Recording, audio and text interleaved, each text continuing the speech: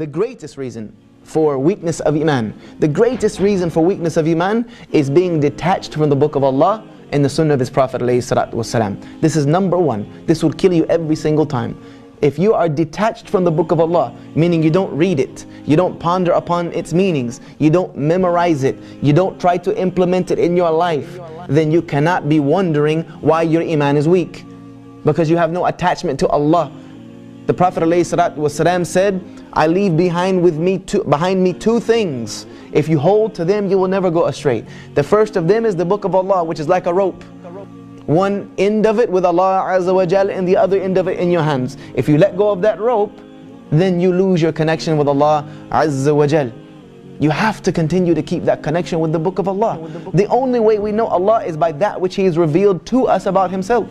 And where else are you going to find that which Allah has revealed to us about Himself other than in His Word?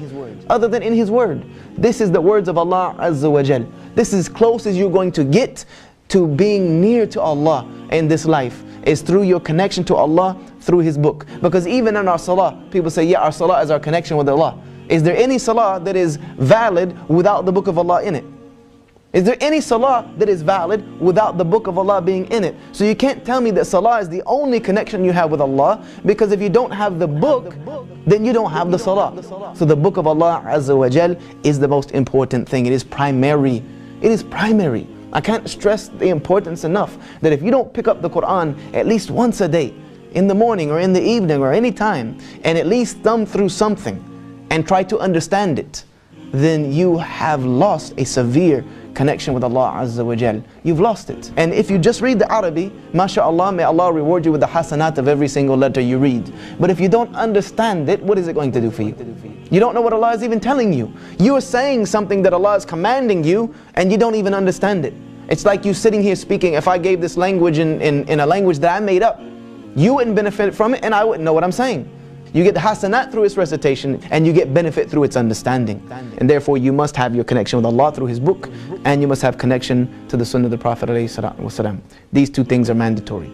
Losing these will cause you to have weakness of Iman. Wallahi, every time. The longer you stay away from the book of Allah, the more you will find your Iman draining. Because the book of Allah is like gasoline in the car, like the petrol you put in the car.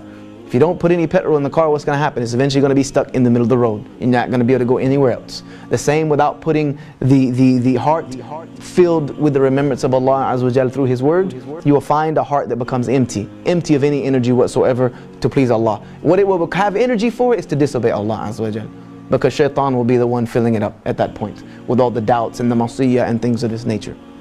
One of the things that causes weakness of Iman is staying away from an Iman nourishing environment for too long. Staying away from an environment that will nourish your Iman for too long will cause you to fall into sin. Because sin was one of the things that weakened the Iman. Like for instance, if you're sitting in the house of Allah Azza wa Jal, how many times do you think about sinning? Very little. If you're sitting in the house of Allah Azza wa Jal, and the Quran is being recited, the dhikrs, the circles of remembering Allah is going on, then your mind is not thinking about disobeying Allah. You're almost in Jannah, almost in some instances.